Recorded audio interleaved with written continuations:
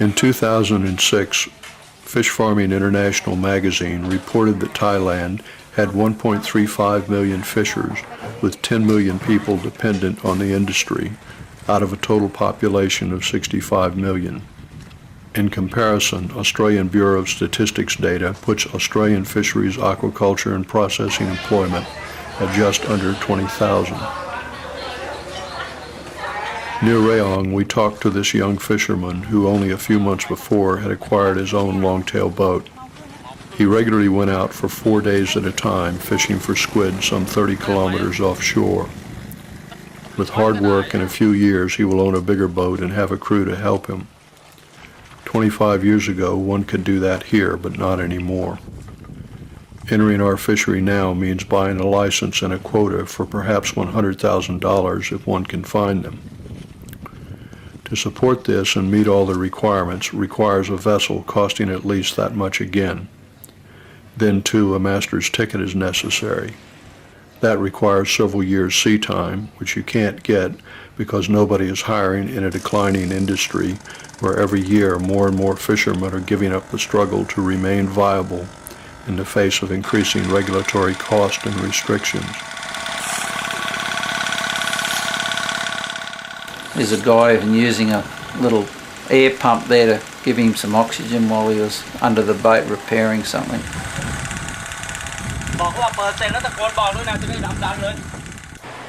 Trying to catch a bit of rest after many hours of work.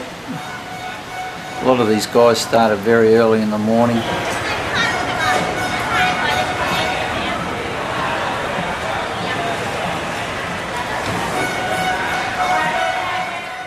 What was really amazing is how everyone helped each other and just hopped in and did it. Nothing was of any concern. It's a shame we don't have the same mindset that they have over there. It makes us certainly a happier workplace and environment to work in.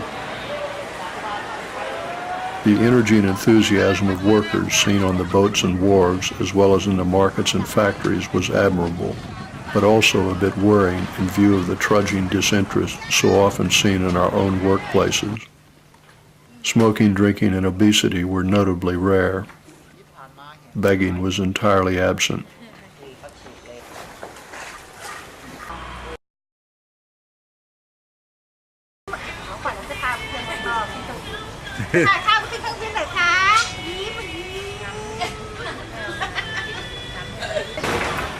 And kids just being kids, playing with the most ordinary type of things.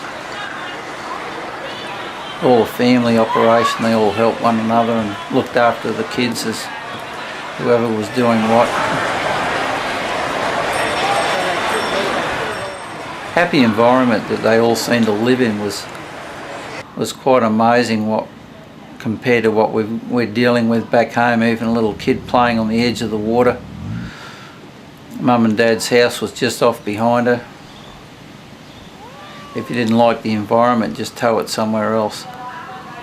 Kids playing with gill nets. You might even catch a feed to feed the family for the night.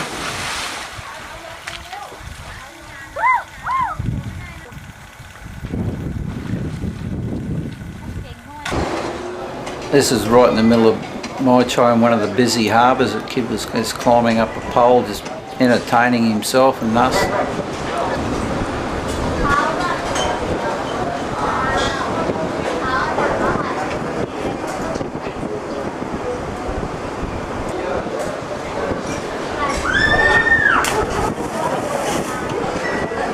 During my 2-week visit, every day was spent visiting different facets of the fishing industry.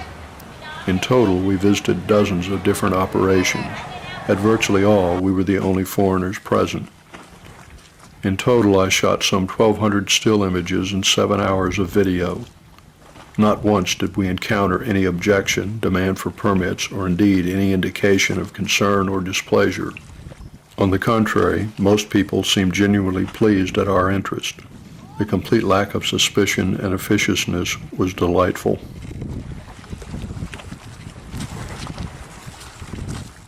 This is quite amazing. These guys are actually catching prawns with a little loop on the end of a stick.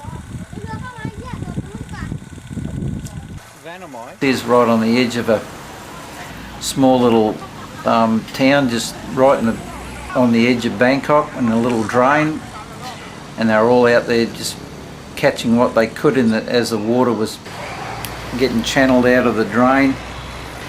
Little gudgeons and catfish, all different types of apparatuses, whether it's a little gill net or a little scoop, or even like a slingshot with a spear that was propelled off.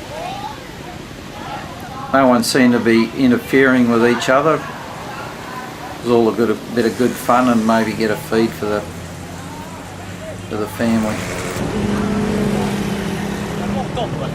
The Thai fishing industry provides several important lessons for our own.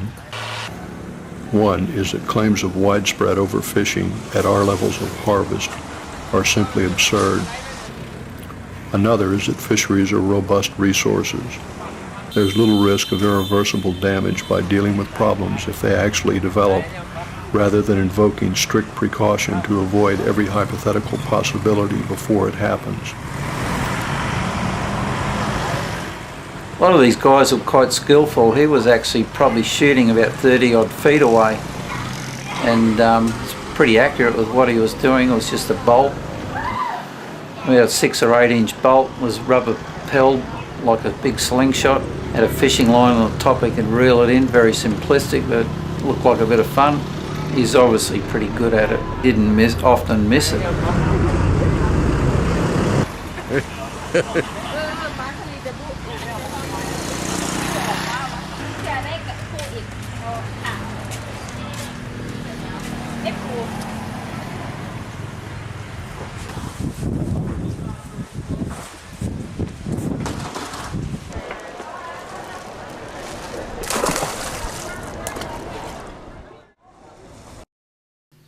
Advanced technology and skills are no longer the exclusive privilege of a few developed nations.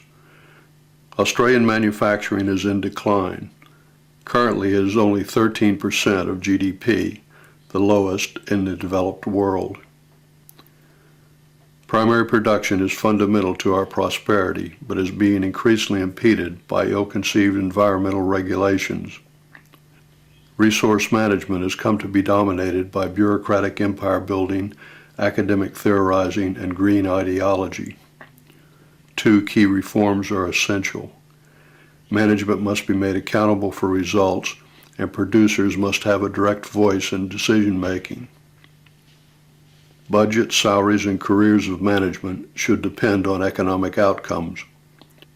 Management also needs to include genuine representation elected by producers, not just sham consultation. Evidence for management decisions should also be made easily accessible on the internet.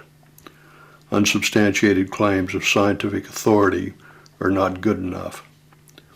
Show us the evidence. No nation is better placed than Australia for a prosperous future, but it faces a very real threat from bloated, unaccountable bureaucracy. 15 years ago, a caravan park in Cairns required 6 permits. Today, it must have over 100. This is not just an isolated instance, but is symptomatic of a condition that is now epidemic. If we are not to become just the white trash backwater of an Asian supereconomy, leaders who recognize this problem and have the will to address it are sorely needed.